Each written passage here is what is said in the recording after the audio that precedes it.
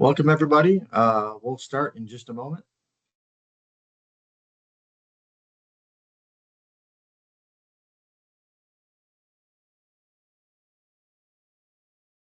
All right. So just wanted to welcome everyone for attending the webinar today. Today's topic will be engineering lightning analysis for transmission and substation systems, presented by Kit Connor. Kit, you want to go to the screen here? Yeah. So just a couple things before we begin. Just to remind everybody that this presentation is recorded. There will be a Q&A thread that'll be open throughout the webinar, so please feel free to post your questions for Q&A there. The Q&A will be addressed at the end of the presentation, so feel free to post your questions and we'll go through those in order at the end. If you have any technical issues, feel free to exit and join. Sometimes that does fix it. And then also PDHs are available for this presentation, so please email marketing@cai-engr.com with the title of the webinar, and we will get back with you with your PDHs after the webinar is complete. You must attend the presentation to get the PDH. With that, just wanted to introduce Kit Connor, experienced PE engineer with a lot of experience in lightning studies. Kit, take it away. For thousands of years, humanity has been captivated by the dance that occurs throughout the sky. Is it Zeus, the god of thunder, raining his fury upon us because there's not enough goat sacrifice? No, no, not quite. It's a little bit different than that. But I, like our ancient ancestors, have been captivated by the electromagnetic displays that's been happening in the sky before me all throughout my life and for most of my career.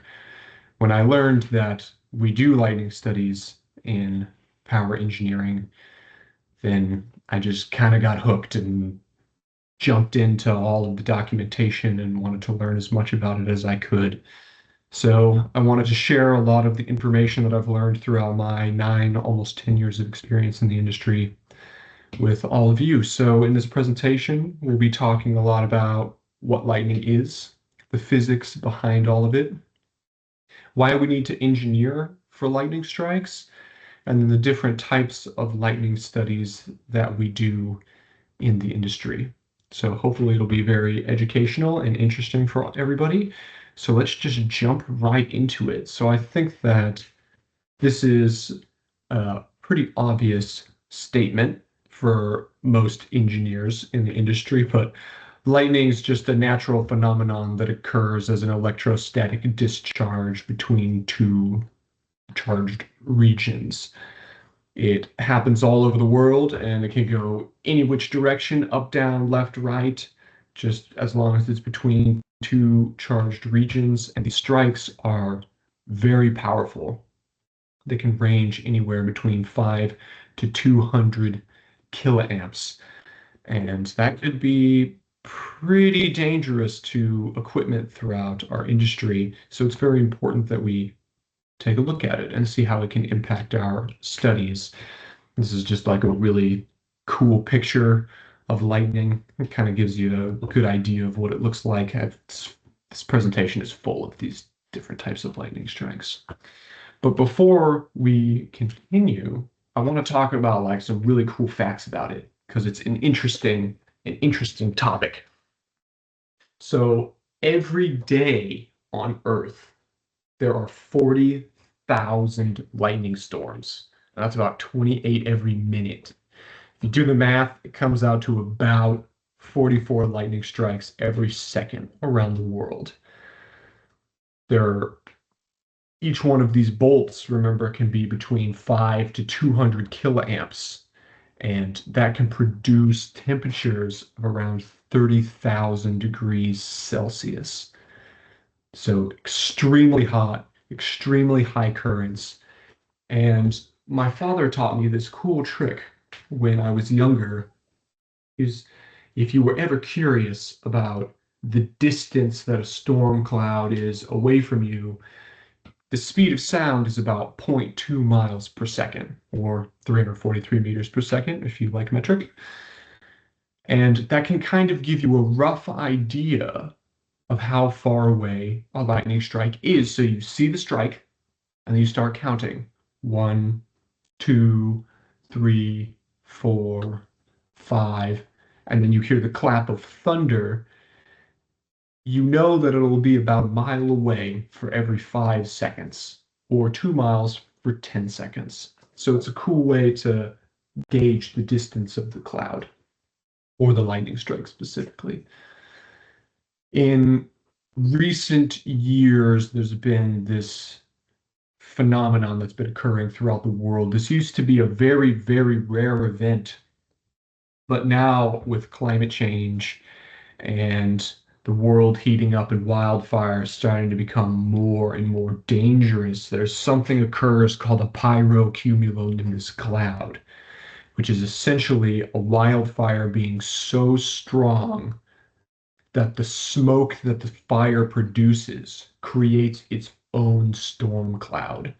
And then the ash and the particles in the air start to behave in the same way as like a normal cloud with water molecules, which produces static electricity. It ionizes the air, and then it can create large electric discharges like what we're used to with normal storm clouds.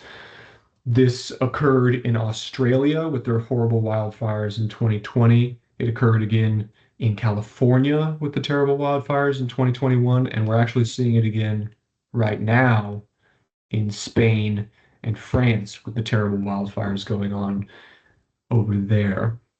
So this is super dangerous because not only are the fires terrible and horrible and dangerous, but the smoke will produce storm clouds that could create more lightning strikes that could expand the fire and make it worse. So it's a interesting phenomenon throughout the world that may become more common as we move forward in time. And lastly, this photo here is a very cool photo. This is of Lake Maracaibo. This is a lake in Venezuela with very unique atmospheric conditions. All the rivers that flow into this lake kind of go through this like swampy bog. And since it's close to the equator, it produces very high humidity and very interesting like atmospheric conditions. So you get a storm like this every single night. Lake Maracaibo has the highest lightning strike density of any location on Earth. So if you want to see beautiful lightning storms all the time, that's the place to go. So this is a very interesting graph or very interesting image of the world. This shows the lightning strike density throughout the planet. White and gray is like very low, if nothing, maybe even no data. And then as you move up the color scale, it gets to black. And black is the highest lightning strike density. And you can see here that a vast majority of the large lightning or lightning strike density occurs around the equator. You've got the rainforests of Africa and South America and the Malaysian island chains have very high lightning strike density. As you get more to deserted areas like the Sahara, you can see that there's not as much lightning going on in these desert regions. A lot of this has to do with the humidity in the air. The more water molecules that are moving around, rubbing up against each other, creates more static electricity and therefore lightning. The Arctic regions are white, and it probably means that we don't have a lot of data for those regions. Also, it's probably because it's very extremely cold, and when it's really, really, really cold, a lot of the humidity in the air turns to ice and falls as snow. So they often end up being dry places as well. But we don't live near Lake Victoria or Lake Maracaibo. We live in the United States. So you can kind of get an idea of what the lightning strike density in the US is like, and Alaska and Hawaii. Hawaii is like right over here, like in this blue region to the left. But yeah, so this is a zoomed up image of the continental 48 states. This is provided by Vaisala. They are the go-to lightning strike density company in the United States. They're the ones that collects all of this data, and the vast majority of our lightning studies are you need to know the lightning strike density in the region that you're building your transmission line. So you can see here a general idea of where lightning most commonly occurs. You know, in the Midwest, you get those powerful Midwest storms, the big lightning strikes. So it has the highest lightning strike density, like per region. And then you have Florida down on the right with, you know, it's very hot and humid. So it also has extremely high strike density. We already kind of talked about Alaska. It's very cold and it doesn't have much lightning typically on the Pacific coast of the United States. And then Hawaii has, you know, medium to low lightning strike density. I'm sure that in Alaska and Hawaii, they probably are dealing with other issues for their transmission line structures and substations. I'm sure they're more worried about lava or ice than being struck by lightning. But in the continental United States, it's a very good thing to analyze. So in the Midwest and on the East Coast, your transmission lines will most likely have a minimum of 2 shield wires. I've seen 3. It's not as most common. But on the West Coast, it's a little bit less likely. I lived in San Diego for 5 years at the very base of California, and I live up in Seattle now. And throughout like the last 7 or 8 years, I've maybe seen like 2 thunderstorms. So it's quite rare. And I've seen transmission lines that don't have shield wires on the West Coast just because it's not nearly as common and it's not as much of an issue. So yeah, it's a pretty cool graph to just like look over and see where the most common lightning strikes will occur. All right. So question one. Which region in the United States? Sorry, that was bothering me. I didn't realize that. Oh, no problem. Which region of the United States has the highest lightning strike density? Is it the East Coast, the West Coast, the Midwest, or Alaska? Answer now.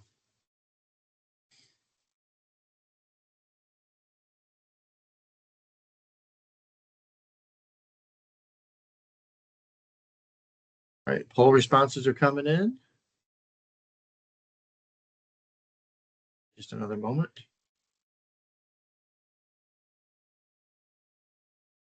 And we're a little split. So we're seeing that East Coast is showing up a little bit, but for the most part, Midwest is dominating. Yes. So the East Coast does have a lot of lightning strikes.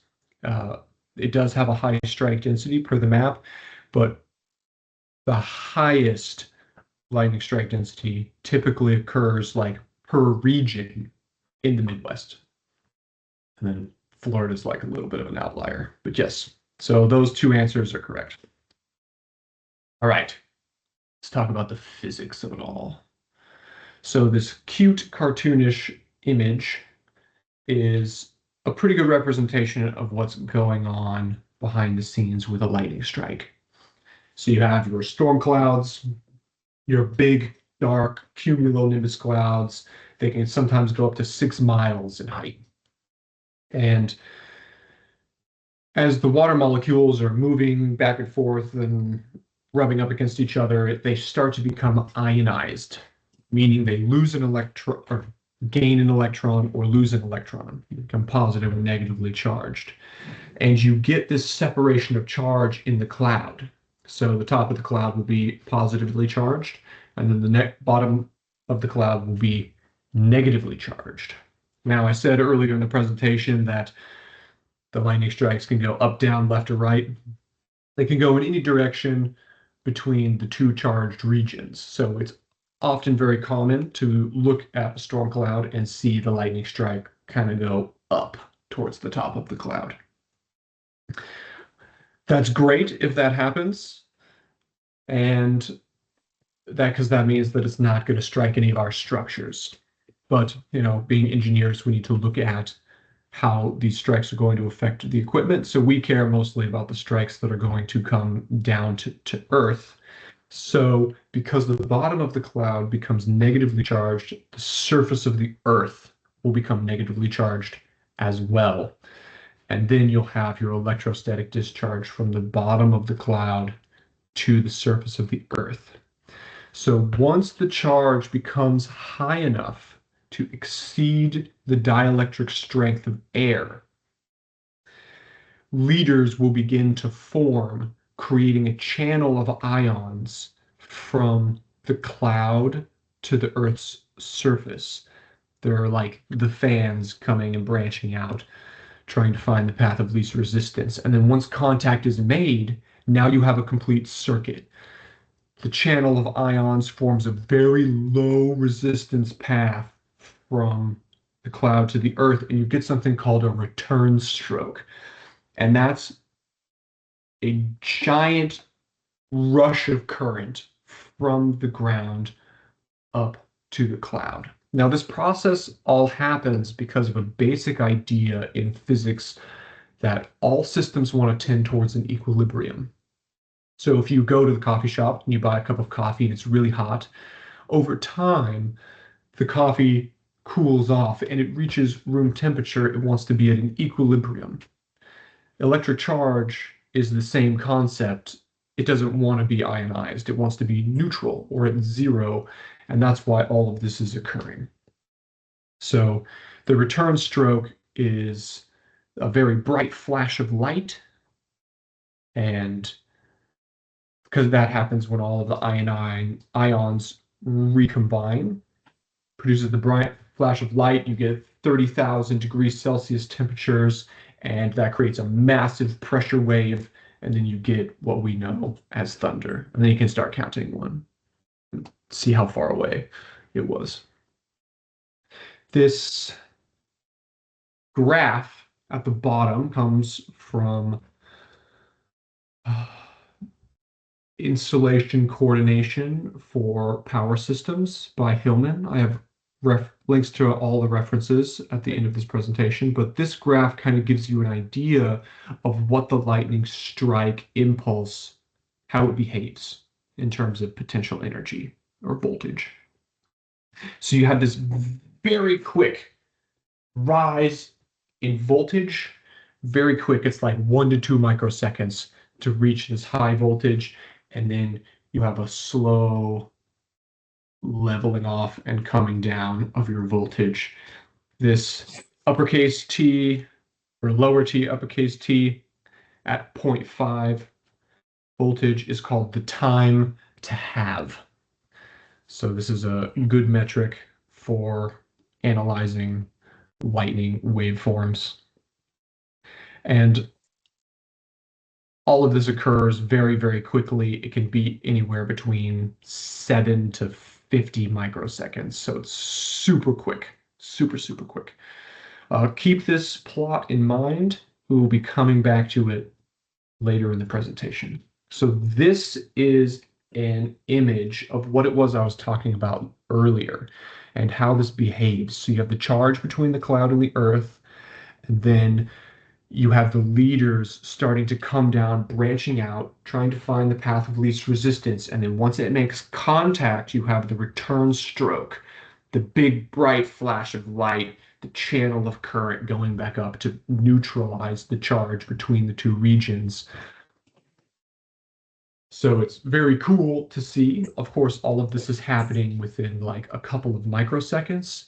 We as humans can't see this occurring. It's just far too fast. We only really see the return stroke, the big bright flash of light. You need very high speed cameras to see this. And I think that this is still not slowed down enough, it is believed that this return stroke isn't just one big bright flash of light. This could be up to 5 or more strokes returning back up, and it's just happening too quick for us to understand or process what's going on. So it's very cool. I love this video. It's very interesting and enticing. You can kind of just watch it for hours. So, okay, let's talk about the engineering aspect of things. So, what influences lightning strikes on our systems? Well, the big thing is the height of the tower. So if you have a very tall tower, it's going to act like a giant lightning rod and it's going to pull in more lightning strikes. This equation here is from IEEE 1243, and it shows you very obviously the impact of height on your tower, H being the height, Ng being the ground flash density. So the higher the tower, you can see it has that massive multiplier in front of it. So the height's a very big player in how many strikes are going to hit your tower. I have other graphs later that will show and emphasize this in more detail. You have the tower geometry is another big thing. How far out are your conductors? Do you have a double circuit tower or do you have a single circuit tower where they're horizontal? Is it a pole type or a lattice type like what you see here in the image? All of these things make a big difference in how lightning is going to impact your design. A lot of that comes down to the shielding angle of your shield wires. Do you have one, two, none? Where are they in relation to your conductors? Are they too far out? Are they too far in? Depending on where they are, it might not protect your conductors as well as you need it to. The resistivity of your tower also plays a big role. You essentially have a giant lightning rod, so you need to route the current from the lightning strike, the 200,000 amps of current through the tower into the ground instead of arcing over to your conductors. So you need to make sure you have a low footing resistance and ground resistivity. And lastly, your insulators. They're the protectors of your conductors.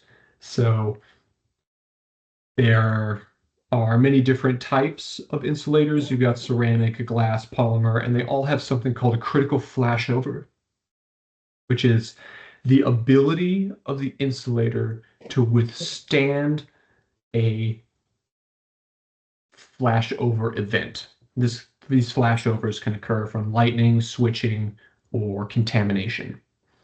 So a lot of what plays into the role of the CFO of your insulator is the length of it, or if you have glass bells or ceramic bells, the quantity of them, right, stringed together into one string.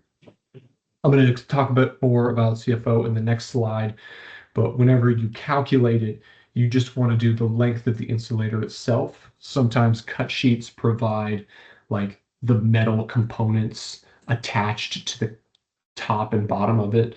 You don't want to include those in the length, just the insulating medium, because the current is going to arc from this metal component over it to the other metal component. So you have to be careful with which distance you choose. So let's talk a little bit more about CFO because it's pretty important. So how do you know that your insulators are going to resist a lightning strike? This was tested intrinsically by IEEE. So in 1243, what they did is they essentially got a gigantic Tesla coil and they had their insulators and their insulator assemblies, like what you see on the left here.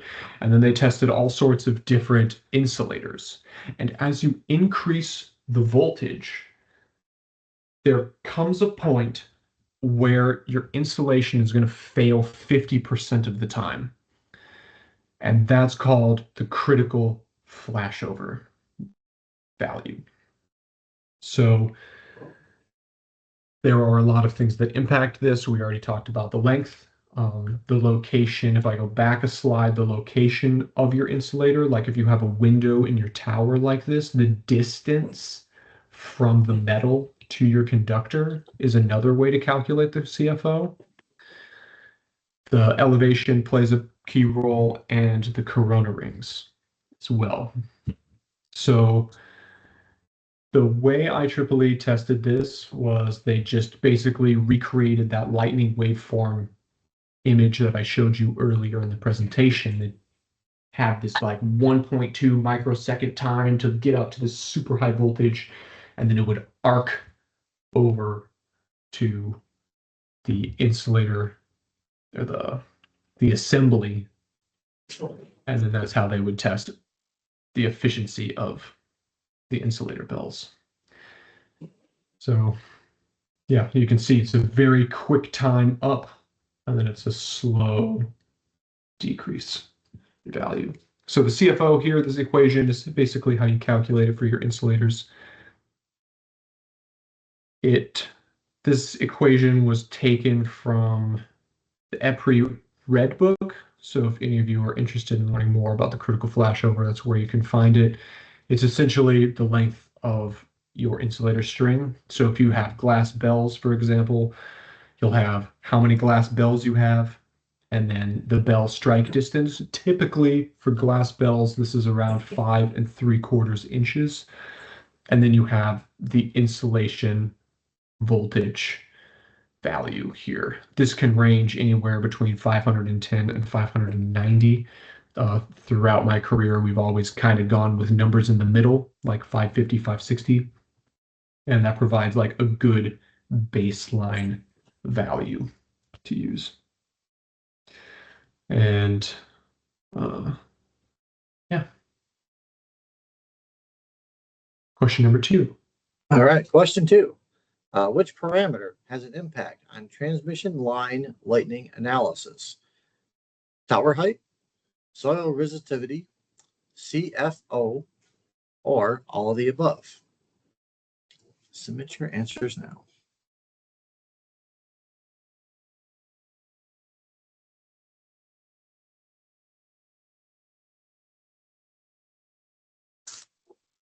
All right, responses are coming in.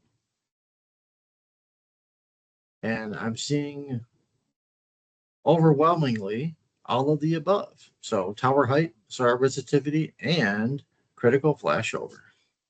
Yep, correct. All of the above. They all play a role in lightning strikes, and they're all super important.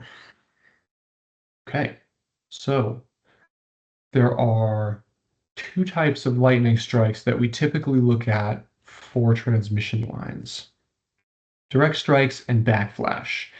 The problem with lightning is that it's a probabilistic phenomenon. None of us know where the next lightning strike is going to occur. It's all random.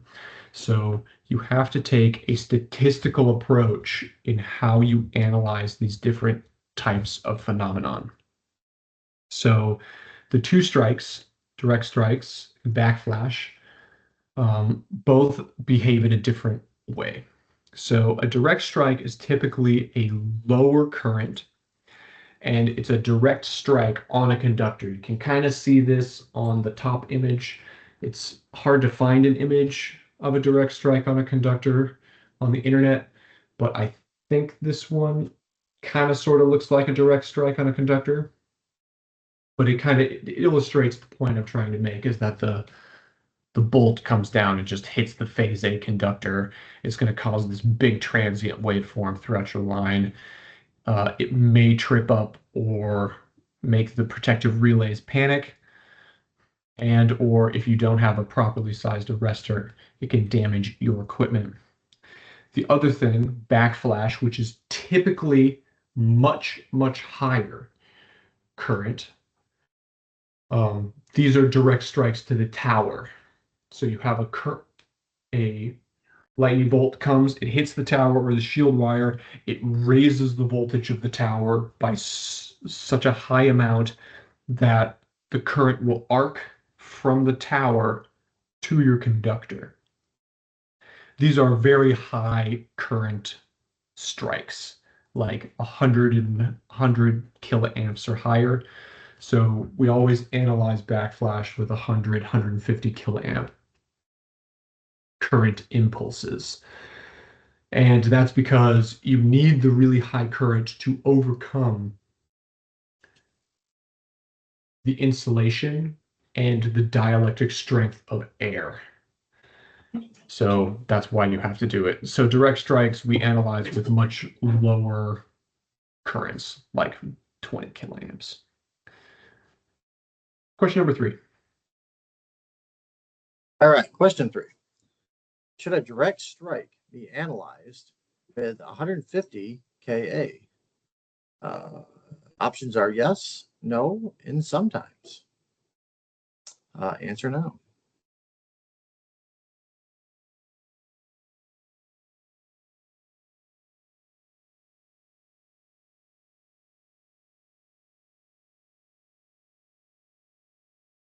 All right, poll responses are coming in.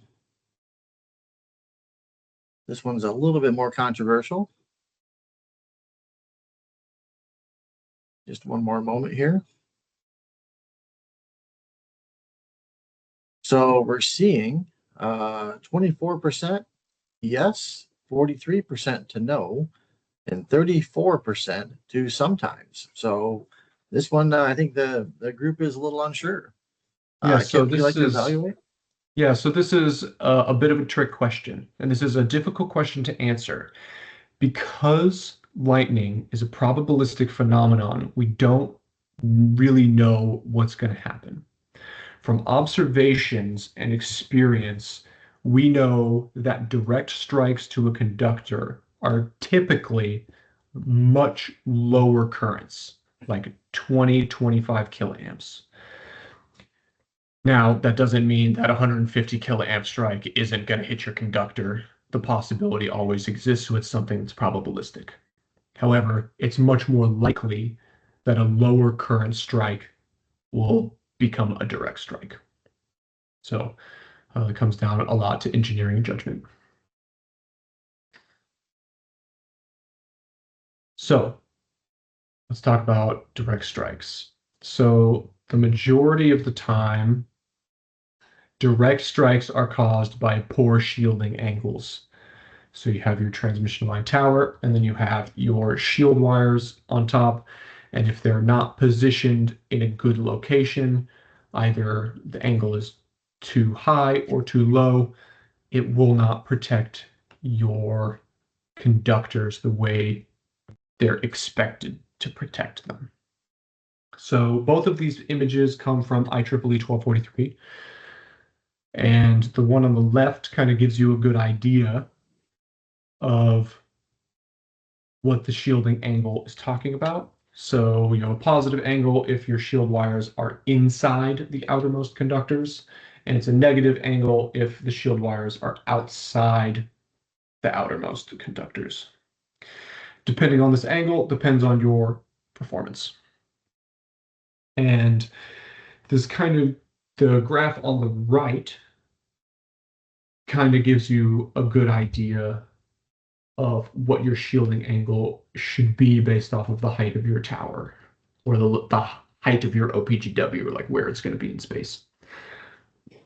This graph was created based off of maintaining a 0.05 flashovers per 100 kilometers per year with 3 different strike densities. NG is strike density, 0.1, 1, and 10. So the top gray line is probably Washington. The middle line is maybe somewhere in Utah or Colorado. And then the bottom line is probably somewhere in Florida. And you can see here that the higher your shield wire is on your tower, the lower your shielding angle needs to be. And the lower height of your shield wire, the more, I guess, the more outwards it can be. So it kind of gives you a good idea of what your shielding angle should be for your tower. If you're unsure, you can always reference IEEE 1243 and be like, okay, our tower is 30 meters tall.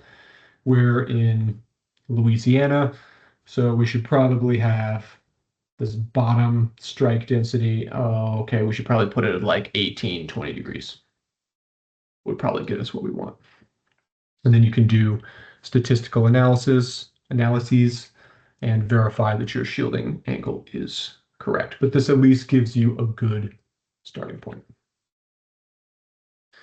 So backflash is a bit of a different animal. So this is caused by a low CFO and a high footing resistance. So if your critical flashover voltage is really low on your insulator, then it's easier for a lightning strike to arc from the tower to your conductor.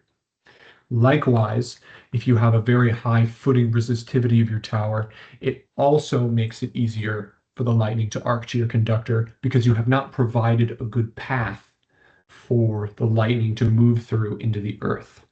This graph, also from IEEE 1243, demonstrates the impact of having a high footing resistivity on your tower.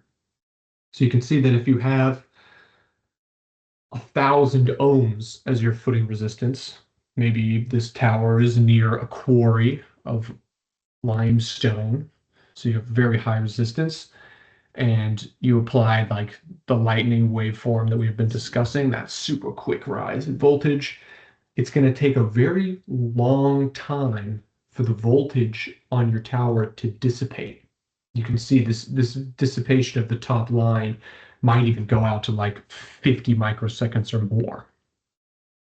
Whereas if you have a very low footing resistivity, it drops like immediately. So the time to have is like 1.5 microseconds for 10 ohms. So it's very quick. So it provides a very efficient channel for the lightning current to go into the earth instead of arcing to your conductor.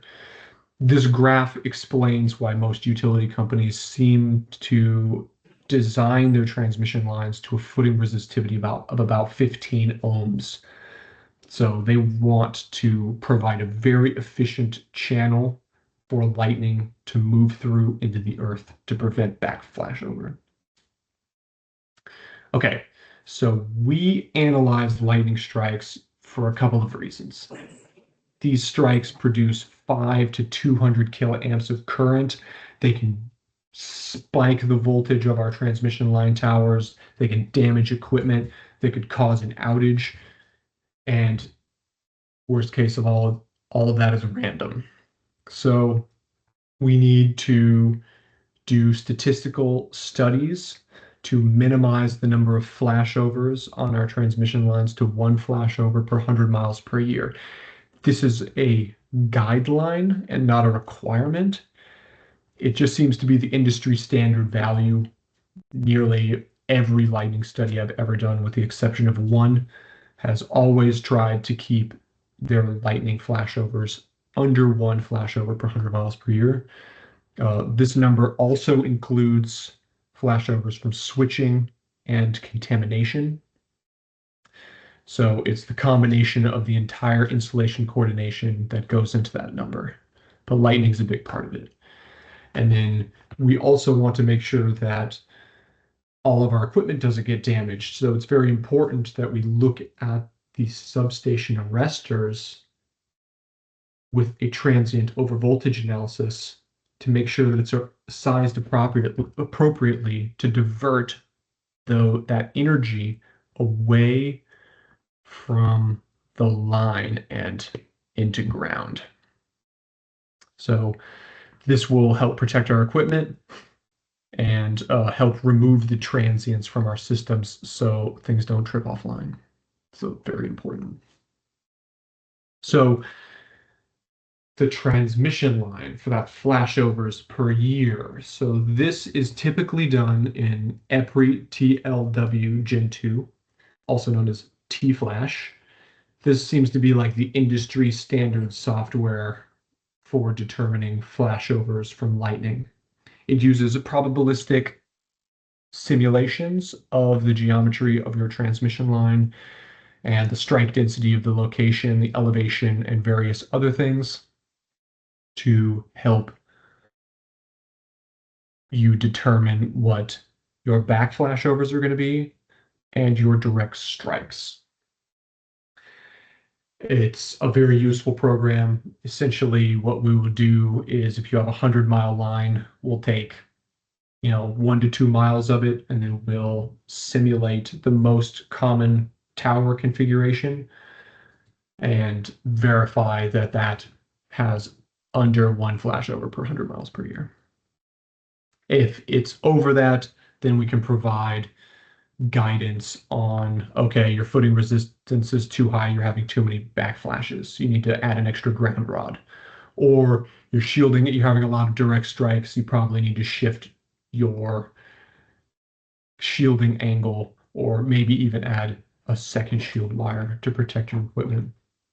So very useful software for transmission lines. For substations, it's typically done through a transient analysis software.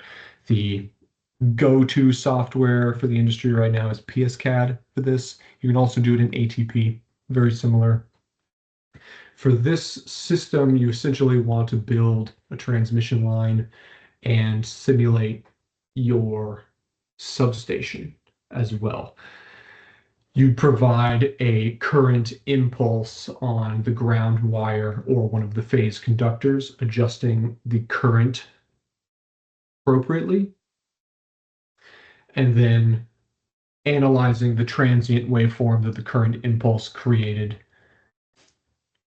on your system. This helps you determine the amount of energy flowing through your arrestor and if it's sized appropriately, if it could potentially damage any equipment. You do have to do some PSCAD wizardry on the back end to simulate the action of a backflash. This is typically calculated also using IEEE 1243 methods. There's the gradient method and then the volt time breakdown. Both of these methods are universally accepted. They both provide very reasonable results, and you can use both of those in this PSCAD simulation and how it impacts your system. So it's a very useful study for analyzing all of your equipment and your arrestors for substations. So those are the two typical studies that we do to verify all of the equipment, transmission lines, and substations. There are lots of references that you can read on anything about lightning stuff. There's IEEE 1243, which I referenced many times in this presentation. C-Gray C4 is another good reference. The EPRI Red Book is a great power system go-to document for like everything power engineering. Installation Coordination for Power Systems by Hillman is another really great book. It talks extensively about lightning, switching surge, and contamination and how it impacts transmission lines. And then PSCAD has some great resources. One thing that I guess I should mention is that this presentation didn't really touch on IEEE 998. That is the rolling sphere method for substations. So I can talk a little bit about that. That's to protect its substations themselves from lightning strikes. Typically, transmission lines are more likely to get struck by lightning, but even still in high flash density areas, you want to design your substations to prevent like your transformer getting hit by a lightning strike because we don't know where they're going to go. So essentially in 998, it outlines a process called the rolling sphere method, which is where you have big towers with shield wires over them that cover the entirety of your substation, and then you would roll a sphere over the path of the ground wires and the towers. And if any of your equipment is outside of that path, then there's a chance that it could be struck by lightning and potentially damage something. So that can be analyzed in CDEGs as well. And it's a relatively easy study to do. So that is basically all I have for my presentation. So we can move on to the Q&A period. So we have about 15 minutes for Q&A. All right, sounds good. Thank you very much, Kit, for your presentation today. I think it was very enlightening. Enlightening, right? Dad joke. Okay, so we'll get started with questions. Please post your questions in either the chat or the Q&A. We will check both, and we'll be happy to address any of your questions and concerns. So I have one to start. Let's start with this one from Mr. Woodward. If time permits, can the presenter, Kit, comment on or discuss the use of anchor bolts or rebar cages for pier foundations as part of transmission tower grounding? I have not seen analysis of pier foundations typically used in grounding evaluation of towers and only additional ground rods, wells, grids, etc. being used. Yes. So the anchor bolts, so with tower grounding, typically the easiest method is taken for tower grounding. And that's essentially what is the resistivity of the soil and what is the total resistance of one ground rod in that system. And if it's below a certain resistivity, then you're golden. You don't need to really do much more.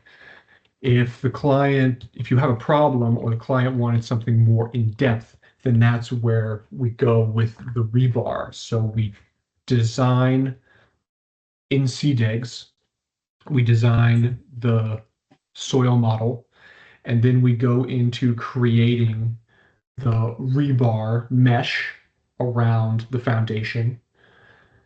And then we analyze that. And if that does not reach the resistivity requirements, then we would add an extra ground rod. So that's typically how it's done. But the rebar does act like a channel to help reduce the footing resistivity of your tower. Absolutely. So it just depends on the analysis that's being performed and how much time and money they want to spend on the analysis. I hope that answered your question. Yeah, thank you, Kit. Another question. This one, maybe just yes or no, and we'll see if we have it. Do we have we had that very cool map of the continental United States with the lightning strikes. Do you have one for Canada? I have not seen one for Canada. Most of my career has been designing power grids in the United States. I would be surprised if there was not one for Canada. You may be able to search online for Vaisala, so this company, Vaisala, and see if they provide lightning strike maps for Canada. I remember seeing that they produced for Europe. So they have a map for Europe. If they have one for Europe, then they would probably most likely have one for Canada as well. If you can't find it from a simple Google search, unfortunately, you might have to pay them to get it. So yeah, I think John Walker here in the chat also posted a link, so that may be the Canada map. So we'll take a look at that. So nice. Okay, so thank you. Another question from Mr. Ebert. Do you have a preference for rolling sphere versus fixed angle calculation methods? I do not, because I am not familiar with the other method that you mentioned. I would have to read up more on that one. I'm mostly familiar with IEEE 998 and the rolling sphere method. Okay. Check in Q&A again. I'll come back. All right. Another question from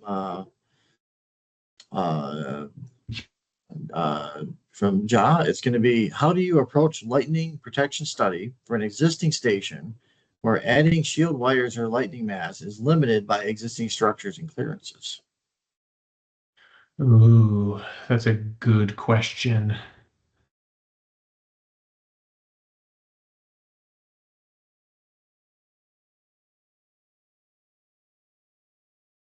Hmm.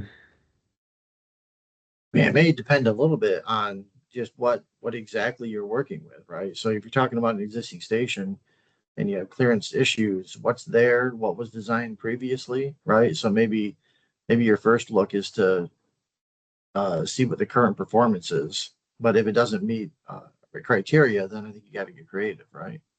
Mhm. Yes.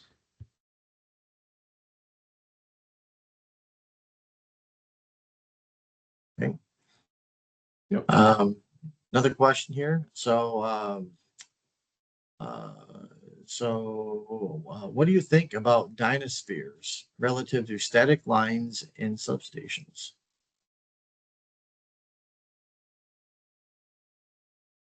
I will be honest with you, I do not know what a dynasphere is. I'm not sure what S- that is either. So I don't know how to answer your question. Yeah, I would Paul, have if to do you some research on that. yeah, if you're still on, maybe if you post what a dynasphere is, we can address that more specifically. So okay. Um, Next question. So we still see a mix of aluminum weld and softer aluminum and fiber outer strands, or do we just see aluminum weld now? So I guess do we still see aluminum weld or a mix of aluminum weld and softer aluminum and fiber outer strands? This must be talking about shield wires. Yeah, so it's about the shield wires. So like in terms of the most common type, typically from my experience, there's one shield wire, which is like an aluma weld cable or a steel cable. And then you have an OPGW or an optical ground wire, which is the fiber optic on the inside, a certain number of strands. And then you have steel on the outside or aluminum on the outside to protect it. Um, Yeah, I think we're getting into material science too, and I'm not sure I have a solid answer for that as well. But mhm. yeah, I mean, I think from a lightning perspective, um, You just is need a one more preferred than another? I'm not really sure. the in terms of like the materials used for your shield wires, it's not too important. You just need a good conductor between your towers because each tower acts like a grounding point.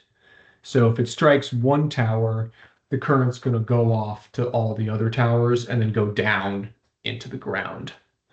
So as long as you have some type of steel, then it's a good enough conductor to help spread out the current of the lightning strike.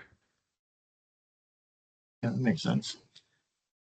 So just to follow up from Paul's question, he was the one asking about the dynaspheres. Okay. So Paul has elaborated. So the dynasphere is a high performance lightning component designed to serve as a preferred point for lightning strikes on substation structures, helping capture and safely direct discharge current to ground. So it looks like this is a aftermarket product that's out in the industry that you can use as opposed to lightning rods or shield wires or something along that nature.